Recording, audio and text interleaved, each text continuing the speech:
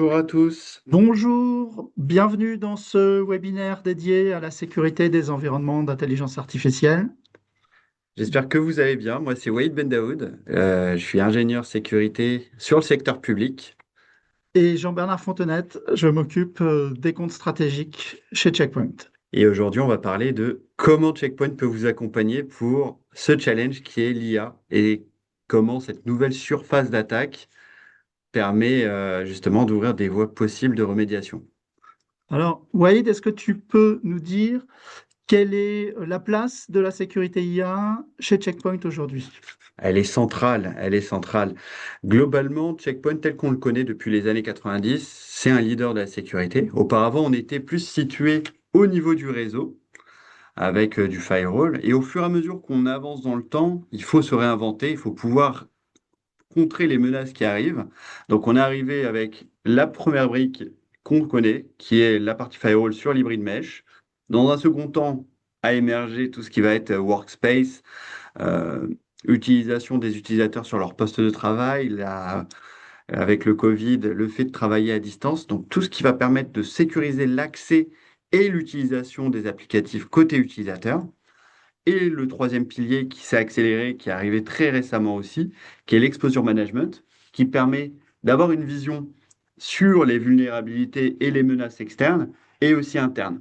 Et c'est un sujet qui devient très important avec justement l'arrivée de l'IA, cette fois-ci côté attaquant, Tout à fait. et découverte des nouvelles menaces et des nouvelles vulnérabilités qu'on observe tous les jours. Tout à fait.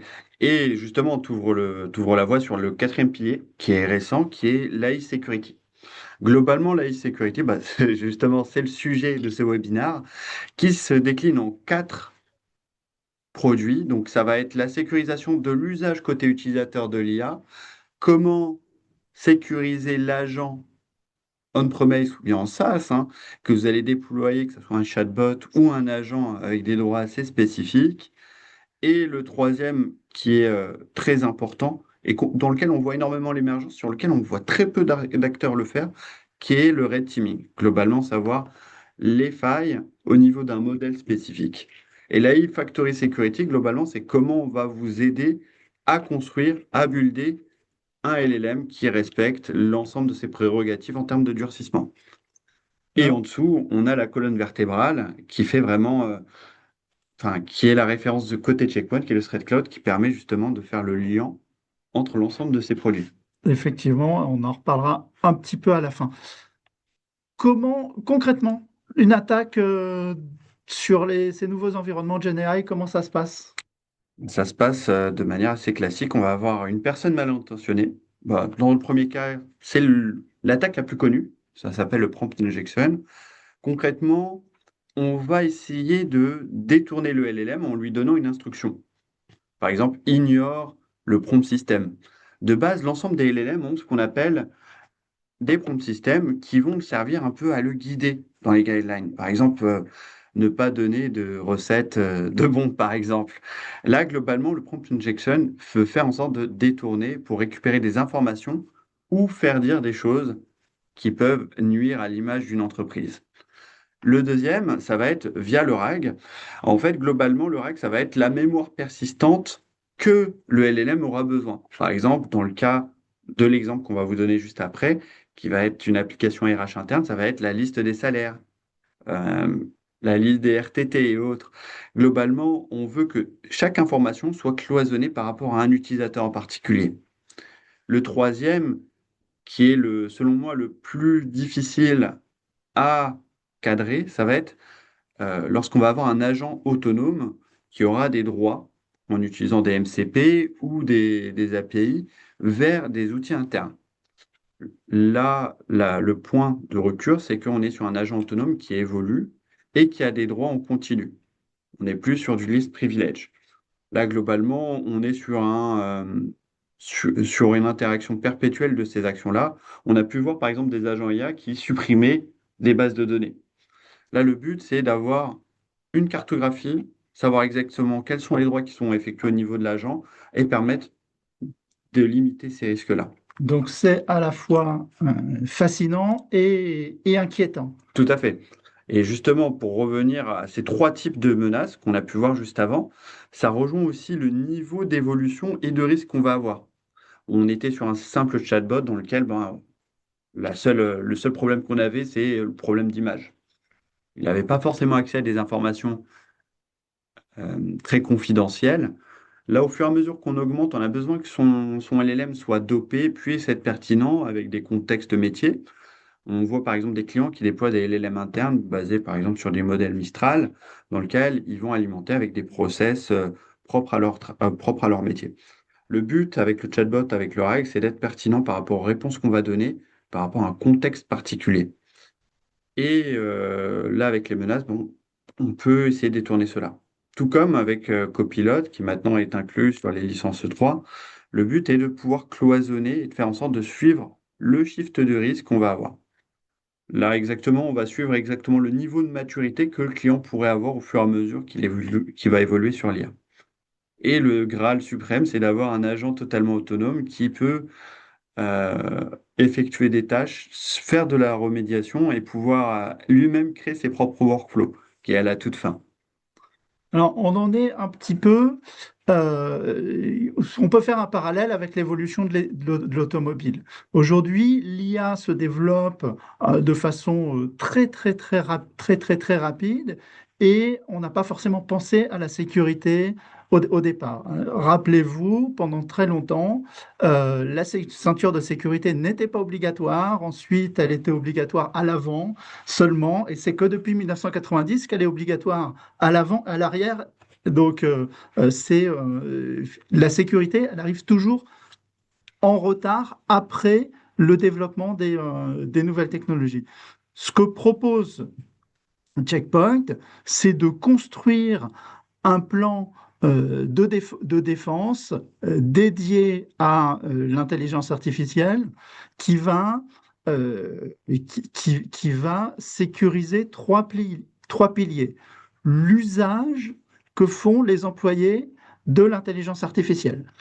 C'est assez étonnant de se dire que pendant 30 ans, on a empêché des attaquants externes d'aller venir dans notre système d'information pour chercher des données, là où aujourd'hui, des utilisateurs bien intentionnés envoient des données à l'extérieur, chez Claude, chez ChatGPT, chez Google, euh, dans les moteurs d'intelligence artificielle. Le deuxième pilier, tout à droite, c'est de se protéger, comme on l'a dit, de protéger nos applications, de protéger vos applications métiers des prompts injection. Tous les LLM, même les plus évolués, sont sensibles et sont vulnérables à des attaques de prompt injection qui sont elles-mêmes de plus en plus évoluées et on ne peut pas protéger un LLM par un LLM. Et le point central, c'est les agents. C'est l'inquiétude qui tourne autour de ces agents autonomes qui vont utiliser l'IA de façon autonome, qui vont avoir des privilèges sur nos applications métiers, qui vont peut-être être complètement incontrôlés. Pour ça, le plan et la plateforme de défense de Checkpoint, elle va permettre déjà de découvrir l'usage, et l'usage, il est beaucoup plus avancé dans les entreprises, chez tous nos clients. On le voit, toutes les équipes d'infrastructure de cybersécurité n'ont pas vraiment de visibilité. Donc déjà, le premier niveau, c'est d'avoir de la visibilité sur l'usage qui est fait de l'intelligence artificielle. Le deuxième niveau, c'est d'appliquer de la gouvernance, être capable de déterminer ce qui est autorisé, ce qui est interdit, quelles actions on prend. Et le troisième niveau, c'est de se protéger, puisque qui dit nouvelle technologie dit des failles inhérentes à ces nouvelles technologies. Donc, donne forcer, le, donne forcer la sécurité. Et ce plan de défense, il va se décliner en trois produits chez Checkpoint, il se décline en trois solutions chez Checkpoint. La partie sécurité des environnements utilisateurs, dont on va parler juste après, la partie sécurité des agents, et la partie contrôle de sécurité, comment je me comporte en mode red teaming pour aller finalement m'assurer que les outils d'AI que je déploie en interne ne sont pas vulnérables, ou au moins de connaître leur niveau de vulnérabilité, et ça en se mettant dans la position de l'attaquant. Les questions que je vais que je vais te poser, Wahid, Avec grand plaisir. c'est toutes celles-là. C'est les questions que toutes les équipes de cybersécurité aujourd'hui nous posent. Je ne vais pas toutes les aborder, mais est-ce que je suis sûr que mes utilisateurs, de bonne foi, ils n'envoient pas des informations confidentielles dans ChatGPT ou dans Claude, etc., pour faire leur travail? Comment je contrôle ces agents qui sont de plus en plus autonomes? Est-ce que je m'assure qu'ils ne vont pas supprimer une base de données ou faire des actions malveillantes globalement? Et puis, comment je découvre l'usage, en fait, qui est les métiers ont déjà adopté l'usage de l'AI, là où les équipes d'infrastructure, elles sont peut-être un petit peu en retard. Tout à fait. Et pour répondre justement à l'usage que font les utilisateurs, parce qu'on est sur un usage assez frais, je pense que la plupart des personnes utilisent ChatGPT, Claude en mode chat, pas forcément en mode agent, pour poser des questions au quotidien. La problématique qu'on a en entreprise, c'est la frontière grise entre demander une information, soumettre des informations confidentielles et comprendre exactement ce qui contrevient ou pas en termes d'informations sensibles à la politique d'entreprise. Et c'est pour ça que côté Checkpoint, on a Workforce AI, qui va être un module qui va être directement mis au niveau du navigateur web, donc pas de déchiffrement SSL, au plus proche de la navigation, pour permettre de savoir exactement ce qui est mis en termes de prompt sur l'ensemble des agents ou LLM. Et ça va permettre derrière de classifier les prompts. De temps en temps, bah, ça peut être des prompts de personnel ou ça peut être des prompts qui peuvent être liés au métier de l'entreprise. Donc, grâce à ça, on va avoir des politiques à même image que sur le pare-feu ou sur la partie email security, dans lequel on va mettre exactement ce qui est autorisé ou pas en termes de prompt. Et on va avoir différentes réponses. Est-ce qu'on va bloquer? Est-ce qu'on va faire de l'éducation avec un pop-up? Ou est-ce qu'on va cavarder certaines informations qui vont être mises au niveau du prompt? Et donc, ça permet derrière d'avoir la vision dont tu as parlé, Jean-Bernard, c'est la discovery, c'est-à-dire savoir exactement ce qui est utilisé par les utilisateurs. Et donc avec ça, on va savoir exactement l'usage de l'IA au niveau des salariés. Donc savoir qu'est-ce qui est le plus utilisé. Et éventuellement orienter sur des usages de LLM interne.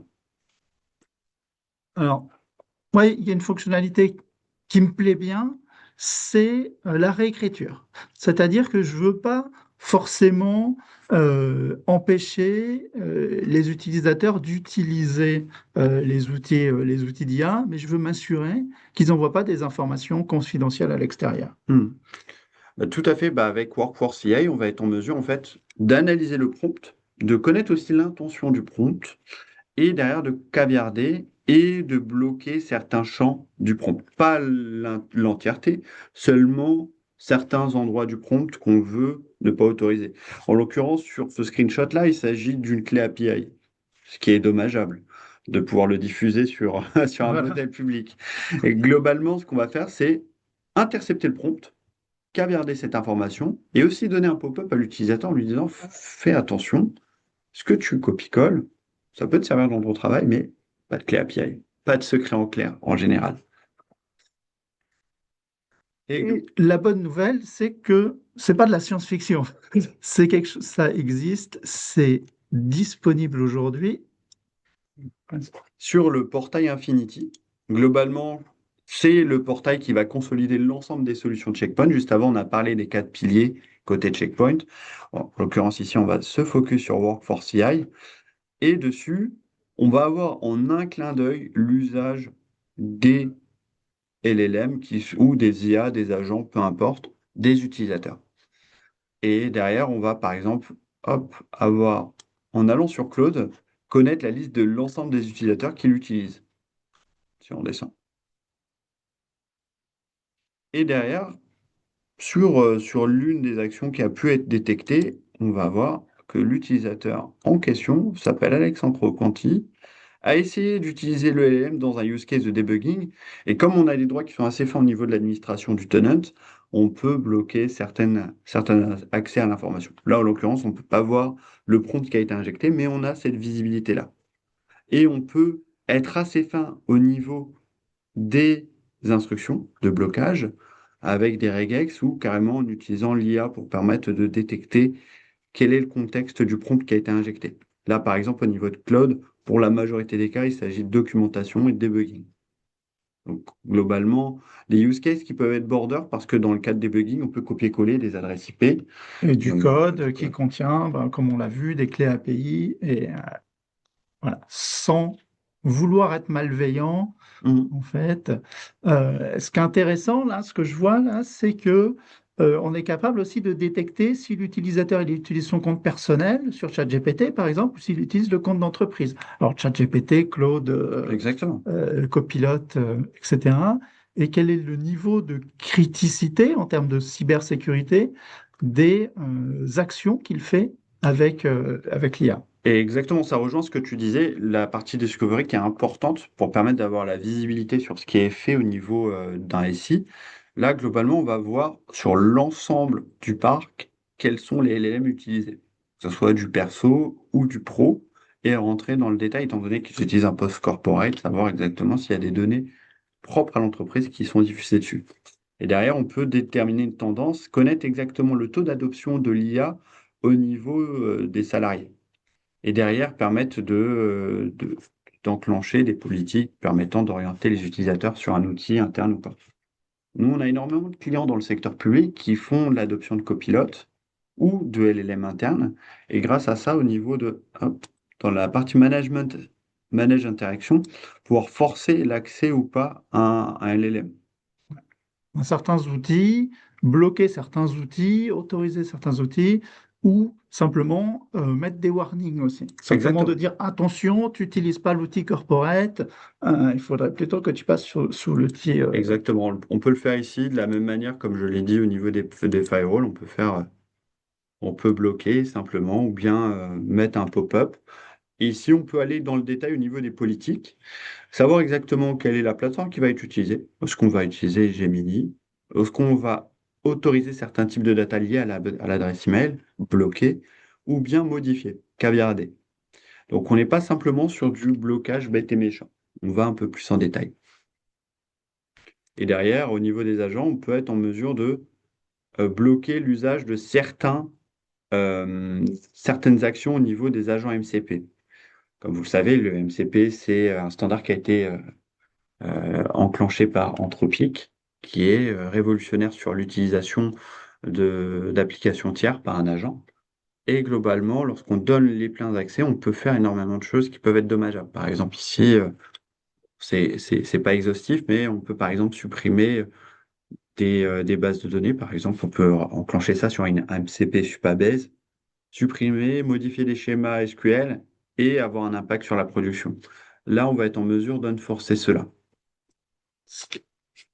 Effectivement, comme tu l'as dit, si on parle un petit peu d'agent, puisqu'après on aura une démo qui est un petit peu différente, si on parle d'agents, effectivement, on va avoir tout l'inventaire des agents qui sont utilisés, tous les outils qui sont utilisés pour utiliser l'IA, que ce soit Cursor, que ce soit les navigateurs, effectivement, qui utilise quoi où, qui utilise quel LLM, y compris les skills, les agents MCP, ce qu'on fait sur ces agents, etc. Et bien évidemment, le niveau de risque qui est associé à ces différentes solutions.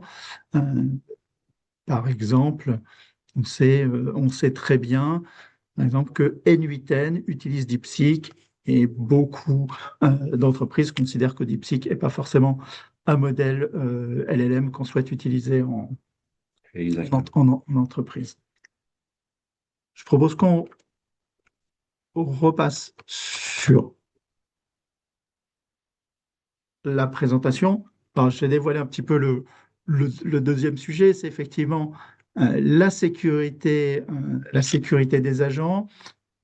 Déjà les détecter, et aujourd'hui, on travaille évidemment sur les postes de travail, tous les agents, notamment qui servent au code, vont tourner sur le poste des développeurs, mais aussi sur des plateformes telles que AWS Bedrock, telles que Copilot Studio. On l'a vu, pour l'instant ce qu'on voit, c'est effectivement Copilot Studio qui prend le lead dans les environnements entreprises, mais ça bouge effectivement très rapidement. Les environnements N8N, etc. Être capable de détecter et de contrôler l'ensemble de ces agents qui sont des surfaces d'attaque extrêmement importantes, savoir ce qu'ils font, être capable de savoir ce qu'ils font, être capable de leur proposer des règles, comme on a vu sur des règles pour les utilisateurs, mais aussi à enforcer des règles pour les agents, quel serveur MCP avec quel serveur MCP ils ont le droit de discuter, qu'est-ce qu'ils ont le droit de faire sur ces serveurs MCP, sans besoin de réarchitecture. C'est de la protection inline, c'est de l'intégration API. La solution Checkpoint n'impose en rien une modification ou un partenaire particulier. L'idée, c'est que tout comme sur le pilier Exposure Management, on a une approche qui est Open Garden, c'est-à-dire qu'on a la volonté de s'intégrer avec tous les grands acteurs du marché. On a annoncé il y a quelques semaines un partenariat avec Google et on vient d'annoncer hier un partenariat avec OpenAI. Exactement. Et je vous invite à rester, j'allais dire, Stay ouvert tuned. pour les prochains épisodes. L'idée, c'est qu'effectivement, on ait notamment des partenariats, non simplement pour avoir des intégrations natives dans toutes ces plateformes. Et c'est très simple. Ce que je veux mettre en œuvre, c'est que aussi bien la protection de l'utilisateur, c'est très simple, c'est déployer un plugin dans un browser ou un agent sur un poste. La protection des agents, c'est simplement de s'interfacer avec la plateforme, avec la plateforme agentique, avec les bons credentials, déployer le framework de guardrails, donc de garde-fous devant l'usage des LLM et définir des politiques, comme on l'a vu. Hein, c'est vrai que cette logique de politique qu'on a depuis 30 ans, ben, on la retrouve aussi dans la protection IA. Petite Et démo, peut-être sur cette partie ex- protection des applications. exactement. Juste pour dire juste un tout petit mot, JB t'a dit un truc intéressant au tout début de la présentation. Tu as dit on n'utilise pas l'IA pour protéger l'IA. Enfin, on n'utilise pas de LLM pour protéger le LLM. Pour regarder un peu sous le capot de notre solution de protection des LLM, on va utiliser une technologie brevetée qui s'appelle les classifiers, qui vont permettre de déceler l'intention au niveau des prompts, la température, l'historicité, et savoir si un prompt est considéré comme malveillant ou pas par rapport à un modèle prédéfini. Et justement, dans cette démo-là, on va aller euh, jouer avec un chatbot RH qui tourne avec un Mistral. Il me semble que c'est un Mistral Medium sur la dernière version. Et globalement, on pose des questions bêtes et méchantes. C'est-à-dire qu'on va poser des questions sur la politique RH d'une entreprise. Donc, on a accès à toutes ces informations-là, Markdown. Donc, ça va être des informations liées au congé, liées à la paie, liées à la politique d'entreprise et avec des onglets confidentiels. Et là, globalement, on va se positionner à la place d'un salarié simple, lambda, qui veut parler, simplement converser avec son chatbot. Et là, globalement, on sait sur quel modèle on est. La Kera n'est pas activée. On pose des questions bêtes, par exemple au nombre de RTT. Le LM, lui, va taper sur ces informations. C'est ce qu'on avait vu au tout début, le RAG. Ça va être ces informations et cette mémoire qu'on veut que le LM tape. Donc, globalement, il va lui répondre. Il a fait la relation entre l'utilisateur Tom et les jours de RTT qu'il a. Et là, on va tenter de d'avoir des salaires d'autres collègues.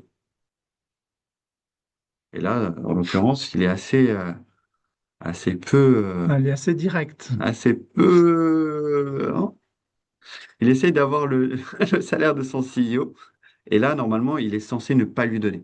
Parce Et qu'au niveau de ses garde-rails, il est censé respecter la c'est le confidentialité. fameux prompt system, en fait, qui lui dit qu'il n'a pas le droit de,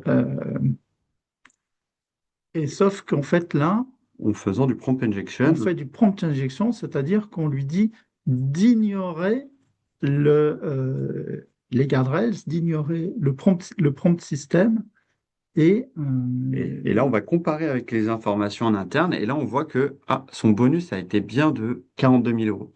Et là, on va activer l'Akira et on va utiliser exactement le même prompt injection. Et là, on voit que l'Akira a bloqué cette menace, a intercepté le prompt. Là, on va aller sur la politique l'Akira. On va voir exactement le prompt qui a été mis. On va connaître le détail et le verdict, le pourquoi on a considéré ça comme un prompt qui était malveillant. moi, ce qui me frappe, au-delà de la pertinence, c'est la rapidité. On l'a vu dans la démo, euh, quand c'est le LLM qui répond, ça prend du temps. Quand c'est notre guardrail qui répond, c'est quasiment immédiat, hein. C'est moins de 40 millisecondes en termes de Exactement. réponse. C'est là aussi où c'est très très efficace, parce qu'on pourrait imaginer qu'on soit noyé sous des éléments, etc. En termes d'architecture et comment ça se déploie, ça va pas être un agent qu'on va installer sur le LLM. On va être en fait en amont, on va intercepter le prompt, l'analyser avec nos différents moteurs et derrière laisser ou pas le prompt passer. Un peu à l'image d'un WAF, globalement, qui peut ou pas aller sur un applicatif. Et là, c'est fort, c'est que on va intercepter le prompt, on va l'écouler et on va être en mesure de savoir s'il est malveillant ou pas par rapport au use case du chatbot. Par exemple, s'il n'avait pas les guardrails disant de ne pas divulguer cette information, il aurait pu passer. Mais globalement, dans le cas de ce prompt injection, on a utilisé une faille connue sur Mistral Medium pour permettre d'avoir ces informations-là. Et globalement, ça recoupe sur l'une des troisième briques qu'on a côté Lakera, enfin, maintenant AI Security, qui s'appelle AI Red Teaming, qui globalement permet de connaître les vulnérabilités et les failles qu'on connaît sur les modèles. Il faut savoir que certains modèles vont avoir de base certaines forces. Par exemple, Gemini sur l'analyse d'images, Anthropic, Opus ou Fable 5 récemment qui est sorti hier sur tout ce qui va être développement. Le code. Ouais. Et l'ensemble de ces points forts ouvre la possibilité à des points faibles. Et par exemple, ce même prompt injection ne va pas fonctionner sur un autre modèle. Et globalement, l'AI Red Teaming va permettre de faire du durcissement et de connaître exactement le niveau de sécurité d'un LLM. Donc, on les divulgue déjà sur les modèles classiques, tiens, sur notre site. On a déjà un premier niveau d'information, mais quand ces modèles ils sont utilisés dans le cadre d'une application d'entreprise, là, effectivement, on a deux niveaux de red teaming qui sont possibles. Le premier en mode service, assez classique, vous mandatez Checkpoint pour vous mandatez Checkpoint pour tester vos applications internes, tester qui utilisent l'IA. Et la deuxième possibilité, effectivement, si c'est des choses que vous faites à grande échelle, ou ce qui peut être aussi intéressant peut-être pour un partenaire et pour une société de service, c'est la capacité d'acquérir notre plateforme de test, notre plateforme de red teaming en interne. Exactement. On va avoir deux modes de consommation, en on-premise et en SaaS.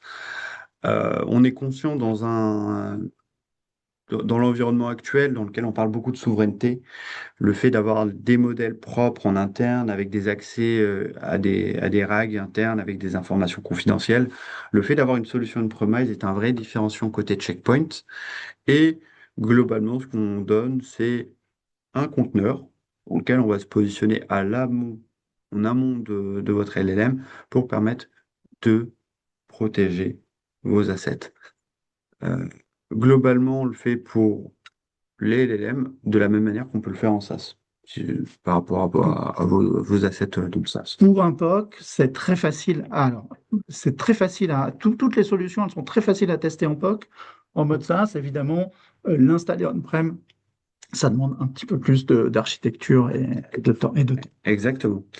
Juste une petite parenthèse, on a reçu une excellente question il y a un petit moment. Quid des applications installées Par exemple, moi, j'utilise beaucoup Cloud Code. Je pense que toi, tu utilises beaucoup Opus ou Codex ou Cursor. Globalement, on va être en mesure aussi d'avoir le même niveau de protection grâce à un mini-agent qu'on va installer. Ce qu'on a expliqué précédemment, c'est qu'on va avoir un petit add-on au niveau du navigateur. Ouais. On ne peut pas inspecter ce qui est installé en logiciel. Là, globalement, avec ce mini add-on installé en local, ça va être un petit process qui va tourner, qui va permettre justement de savoir ce qui est injecté en Effectivement. termes de prompt. Je vous montre là, soit on déploie simplement un agent pour les usages web, pour les usages courants, mais effectivement pour les usages pour les usages avancés, les utilisateurs, notamment les développeurs, effectivement, euh, on peut avoir un agent complet qui tourne sur le poste et Exactement. qui va inspecter toutes les applications et Il faudra éventuellement faire une petite configuration entre l'EDR et justement ce petit agent, mais ça, si vous voulez, on en reviendra un peu plus tard ou bien sur une autre session dédiée. alors, avant peut-être d'aborder d'autres questions, et n'hésitez pas à poser des questions, on les prendra après. Juste faire un petit point, qu'est-ce qui fait que Checkpoint est différent? Parce qu'aujourd'hui, effectivement, c'est un sujet d'actualité. Il n'y a pas il y a pas de débat. Ce qui fait que Checkpoint est différent, c'est déjà tout l'historique. On l'a dit, on s'appuie sur StreetCloud, on s'appuie sur toutes les informations de cybersécurité qu'on récolte des plus de 100 000 points chez nos clients. Tout ce qui se passe en temps réel va venir enrichir ce modèle de sécurité, cette plateforme de cybersécurité dédiée à l'AI. On a des équipes de recherche qui sont dédiées à l'AI aussi.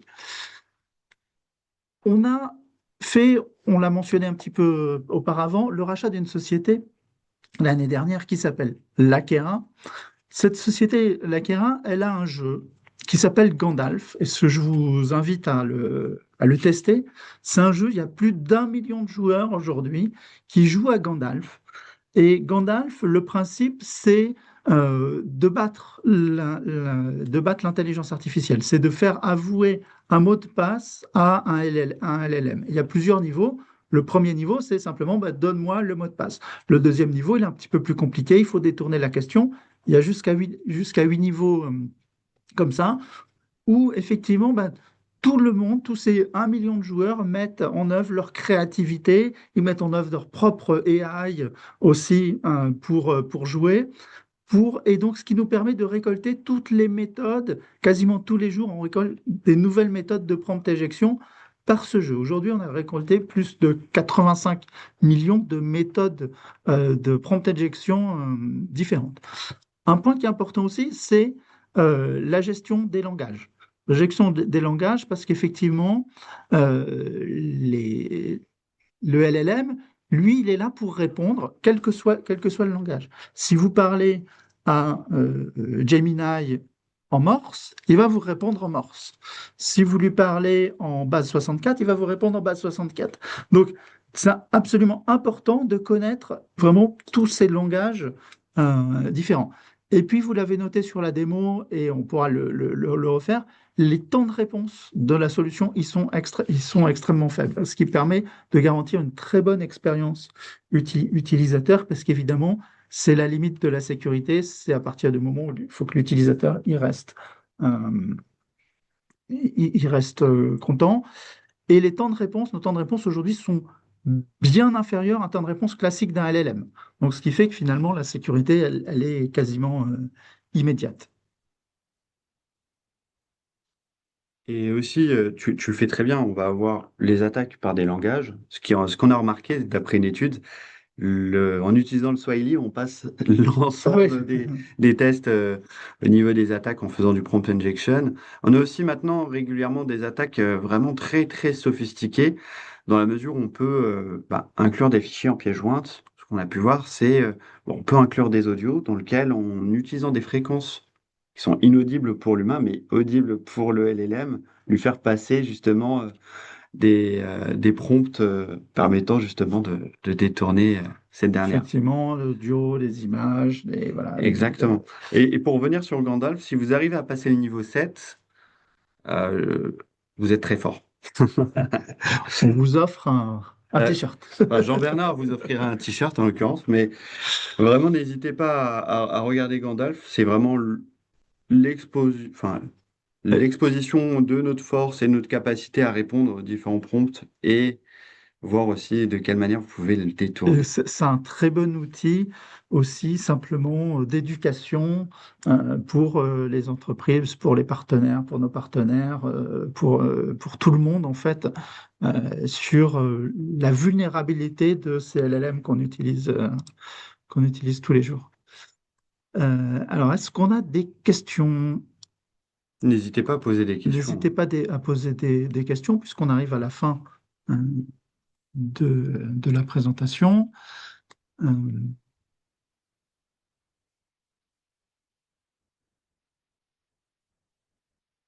Alors, une question qui revient effectivement souvent, j'ai parlé d'un certain nombre d'acteurs. Euh, Aujourd'hui, on a des intégrations natives et on a des partenariats avec quelques acteurs, notamment Google, notamment, je t'ai dit OpenAI, donc Ah, tout à fait, hein. ChatGPT, qu'on utilise aussi en interne nous-mêmes, et ça c'est effectivement important. Copilot Studio arrive, on nous pose souvent voilà, des questions sur d'autres acteurs, etc. C'est des choses qui arrivent. Aujourd'hui, si on regarde la plateforme sur les niveaux d'intégration, voilà, on voit déjà que des grands acteurs tels que Copilot, OpenAI, Claude sont pris en compte, Google, AWS Bedrocks, et on a toujours la possibilité de faire l'intégration API pure avec des AI Gateway, quelles qu'elles soient, que ce soit Light LLM ou Hmm. d'autres API Gateway, toujours possible, d'autres AI Gateway, pardon, c'est toujours possible une intégration en API. Et tout à fait. Il y a aussi un autre point qui est intéressant à souligner. La semaine dernière, NVIDIA a fait une conférence dans laquelle il officialisait des partenariats technologiques et Checkpoint en fait partie, au même titre que Anthropic, que Effectivement. OpenAI, sur les collaborations sur des puces permettant d'accélérer le calcul au niveau de l'IA.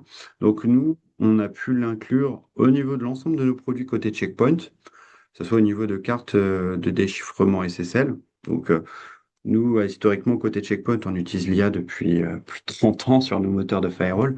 Donc c'est cool de voir que côté Checkpoint, on arrive à s'inscrire dans la lignée de ce qui se fait en termes de techno, notamment avec ce qu'on voit avec Mythos, avec le projet Glasswing. Donc, de ce côté-là, on est assez satisfait. Hélène, tu poses une excellente question. Je passe du coq à l'âne au niveau Allez. des questions. Quel est le nombre de clients qui ont déployé la sécurisation de l'IA? À l'heure actuelle, moi, je parlais pour ma paroisse, côté secteur public. On a énormément de sujets sur les ministères régaliens du fait de la volonté d'avoir la souveraineté et la maîtrise sur les LLM en interne. Donc, moi, bon, je pourrais te donner un chiffre, mais je n'ai pas le droit de communiquer les noms de clients. Je suis à peu près à 90 clients qui ont ces questions et qui avancent sur ces problématiques. Le seul point qu'on a pu remarquer, enfin peut-être de mon côté, c'est en termes d'organisation côté client, c'est que c'est pas forcément très frais. On ne sait pas exactement qui gère cette partie-là. C'est très complexe en termes d'organisation, y compris dans les très grandes entreprises dont je m'occupe. Effectivement, la gouvernance, elle n'est pas mature aujourd'hui, mais il y a des sujets. Il y a des sujets, il y a de l'intérêt. Donc en France, on est plus effectivement en mode exploration des sujets, Mhm. en mode début de POC chez nos clients. Après, on a quelques grandes références mondiales dans le domaine des médias, Dans le ou domaine des banques, hein. dans le domaine des banques et chez Dropbox aussi, qu'on peut citer, je crois, officiellement. Donc voilà, il y a des grandes entreprises au niveau mondial qui déploient ces solutions de sécurité. Et en France, on est en pleine effervescence et test chez un certain nombre de nos clients. Exactement. exactement. Dessus, nous, côté Checkpoint, on est en mesure de vous accompagner, que ce soit sur vos réflexions, sur pas forcément liées à la sécurisation en tant que telle, mais plus de manière globale sur les bonnes pratiques. On a des experts qui peuvent vous accompagner côté Checkpoint dessus avec grand plaisir. Effectivement, n'hésitez pas à nous contacter ou contacter vos interlocuteurs habituels. Si on a d'autres questions, n'hésitez pas. Autrement, bah, avec grand